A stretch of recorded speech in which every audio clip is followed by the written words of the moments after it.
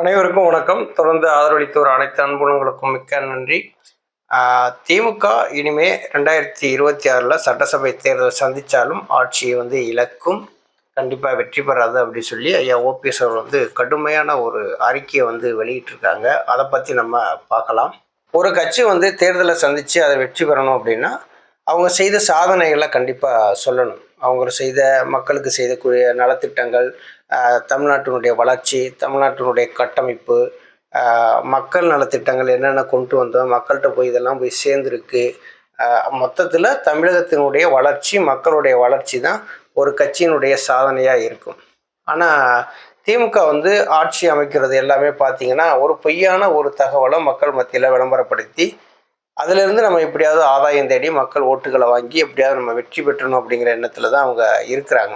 திமுக ஆட்சியில் மக்களுக்கு செய்த சாதனைகளை விட சோதனைகள் தான் அதிகமாக இருக்குது அப்படின்னு சொல்லி ஒரு காட்டமான அறிக்கையை வெளியிட்டிருக்கிறாங்க. இந்த அறிக்கையிலேயே ஐயா ஓபிஎஸ் அவர்கள் என்ன குறிப்பிட்டிருக்காங்கன்னா, அறிவாலயத்தில் திமுகவினுடைய தலைவராக இருக்கிறவர், முதலமைச்சராக இருக்கிறவர் என்ன பேசியிருக்காரு, தயவு செய்து மாண்புமிகு ஆளுநரை மாற்றிடாதீங்க அப்படின்னு சொல்லி பிரதமர்கிட்டையும் உள்துறை அமைச்சர்கிட்டையும் கேட்டுக்கொண்டதாக பேசியிருக்கிறார். ஆளுநர் வச்சு தான் இங்கே திமுகவுக்கு மதிப்பு இருக்குது, அதனால் தயவு செய்து மாற்றிடாதீங்க அப்படின்னு சொல்லி கேட்டுக்கொண்டதாக அவர் ஒரு பேசியிருக்கிறாரு. இன்றைக்கி நமக்கு என்ன தெரியுது அப்படின்னா, மக்களை பற்றி திமுக அரசு கவலைப்படலை அப்படிங்கிறது தெரியுது. ஆளுநரை மட்டுமே எதிர்த்து நம்ம அரசியல் பண்ணினாலே போதும், மக்கள் மத்தியில் மிகப்பெரிய அளவில் நம்ம ஓட்டுகளை வாங்கி வெற்றி பெற்றலாம் அப்படி சொல்லி நினைக்கிறாங்க.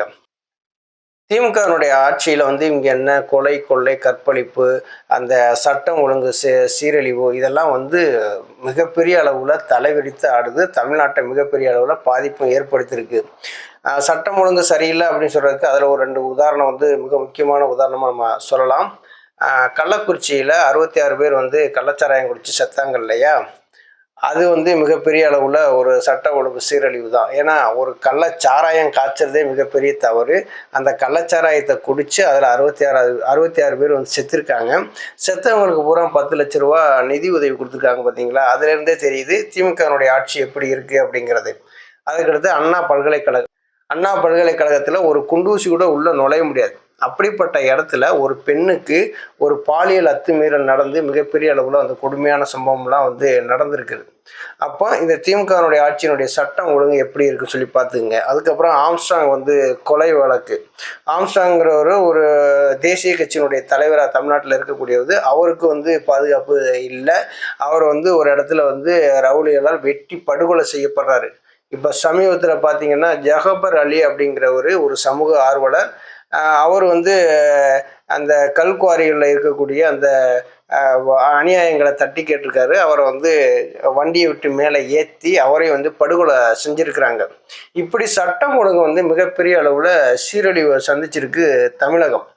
இப்போ தமிழகத்தில் திமுக ஆட்சி நடக்குது அப்படின்னா அடுத்த ஆட்சியை தக்க வைக்கிறதுக்கு அவங்க என்னென்ன பொய் புரட்டுகள்லாம் சொல்லுவாங்களோ அதை பூரா கண்டிப்பாக சொல்லுவாங்க. ஒரு மக்கள்கிட்ட ஒரு நேர்மையாக ஒரு அரசியலை முன்னெடுக்கக்கூடிய ஒரு கட்சி அப்படின்னா, நாங்கள் இதெல்லாம் செஞ்சுருக்கோம், நீங்கள் எங்களுக்கு ஓட்டு போடுங்க அப்படின்னு சொல்லி மக்கள்கிட்ட போய் கேட்பாங்க.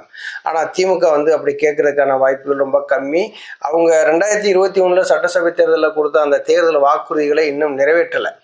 இப்போ பெட்ரோலு டீசலுக்கெல்லாம் விலையை குறைப்பண்ணாங்க, நகைக்கடன் தள்ளுபடி பண்ணுவோனாங்க, கல்விக்கடன் தள்ளுபடி பண்ணுவோனாங்க, நீட்டு தேர்வை நாங்கள் ரத்து செய்வோம் அப்படின்னாங்க. இதெல்லாம் ஒன்றுமே காணோம்.